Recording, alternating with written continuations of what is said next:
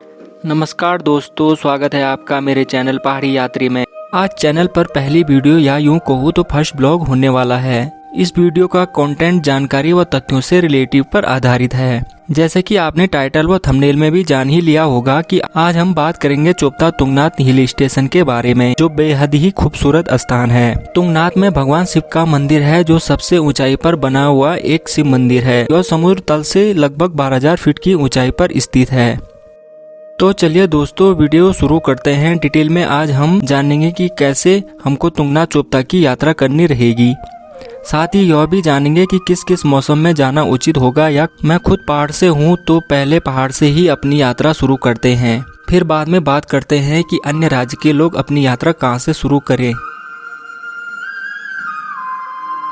तुंगनाथ मंदिर उत्तराखंड के रुद्रप्रयाग डिस्ट्रिक्ट में पड़ता है। हम पहाड़ी वैसे तो कहीं भी नज़र फेर लेते हैं तो एक ब्यूटीफुल सा नज़ारा नजरों के सामने पे आ जाता है। कहीं देखो तो खूबसूरत पहाड़ और कहीं नज़र फेरो तो गांव, और दूसरी तरफ देखो तो सुंदर से खेत नज़र आने लगते हैं।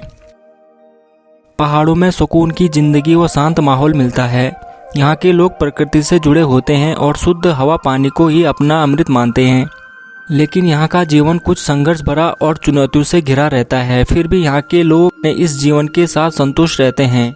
पहाड़ों की शांत माहौल और सुंदर दृश्य को देखकर शहरों के लोग आकर्षित होते हैं और अपनी भागदौड़ भरी जिंदगी से तंग होकर पहाड़ों की ओर खींचे चले आते हैं। अब हम बात करेंगे दोस्तों, जो लोग शहरों व अन्य किसी राज्य से तुंगनाथ यात्रा करना चाहते हैं तो वो कैसे आएं और कहां से शुरू करें अपनी यात्रा। हरिद्वार से उत्तराखंड के चारों धामों की शुरुआत होती है। हरिद्वार एक खूबसूरत सा शहर जो गंगा नदी के तट पे बसा हुआ है। तुंगनाथ चोपता घूमने के लिए भी आपको अपने शहर से हरिद्वार में ही आना पड़ता है। यहाँ आने के लिए आप ट्रेन, बस व अपनी प्राइवेट गाड़ी का प्रयोग कर सकते हैं। हरिद्वार व ऋषिकेश तक ट्रेन से यात्रा करने की सुविधा उपलब्ध है। ऋषिकेश के पास जौलीग्रांट हवाई अड्डे तक आप हवाई यात्रा भी कर सकते हैं। इसके बाद होती है पहाड़ों की यात्रा शुरू, जहां से आज हम चोपता तुंगनाथ की यात्रा करने वाले हैं।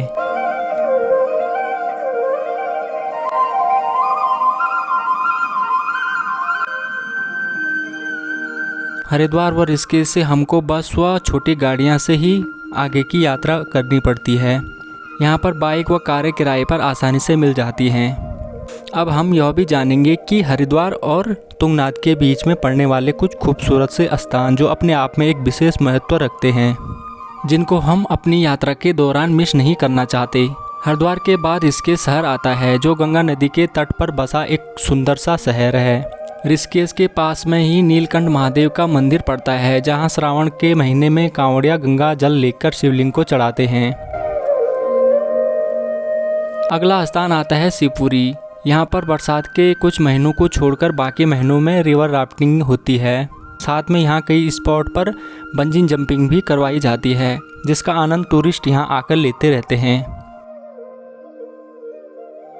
अब आता है देवप्रयाग नामक स्थान, जहाँ पर अलकनंदा नदी व भागीरथी नदी मिलकर गंगा नदी का रूप लेती है। यहाँ पर हमें भगवान रघुनाथ मंदिर के दर्शन करने को मिलते हैं।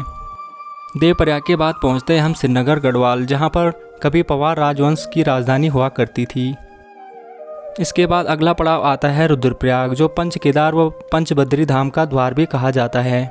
रुद्रप्रयाग से ही दो मार्ग कटते हैं जो बद्रीनाथ व केदारनाथ धाम के लिए जाते हैं। यहाँ पर अलकनंदा नदी व मंदाकिनी नदी का संगम होता है।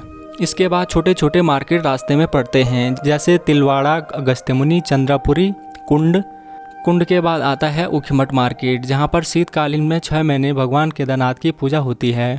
ऊखीमठ से दो रास्ते कटते हैं, बाईं ओर मधमेश्वर की ओर और दूसरा दाईं ओर तुंगनाथ की तरफ जाता है। ऊखीमठ के बाद हमको छोटे बड़े गांव रास्ते में पड़ते हैं और जंगलों तथा बुग्यालों के बीच से गुजरती हुई सड़क एक अलग ही आनंद का अनुभव कराते हुए चोपता स्टेशन तक पहुँचाती है।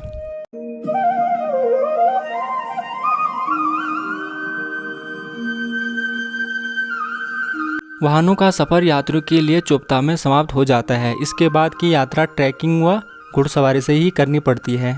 हरिद्वार व चोपता के बीच की दूरी लगभग 231 किलोमीटर है, जो मोटर वाहन से तय करनी पड़ती है। यहाँ तक के सफ़र में लगभग 7 घंटे का समय लगता है। चोपता व तुंगनाथ की दूरी 3.5 किलोमीटर है, जिसमें 1 से 1.5 घंटे का समय लगता है। पैदल यात्रा भी औसतन न तो सरल है और ना ही कठिन। देखा जाए तो रास्ता अच्छा चौड़ा और बनाया गया है। कहीं पर सीधा तो कहीं पर कैंची नुमा चढ़ाई मिलती है। यहाँ यात्रा करने के लिए घोड़े की सुविधा भी मिल जाती है। रास्ते में हमें सुंदर पेड़ व खूबसूरत बुग्याल देखने को मिलते हैं। रास्ते में खाने पीने के लिए छोटे छोटे ढाबे भी मिल जाते हैं, जहाँ पर हम आराम करने के साथ में कुछ खा पी सकते हैं।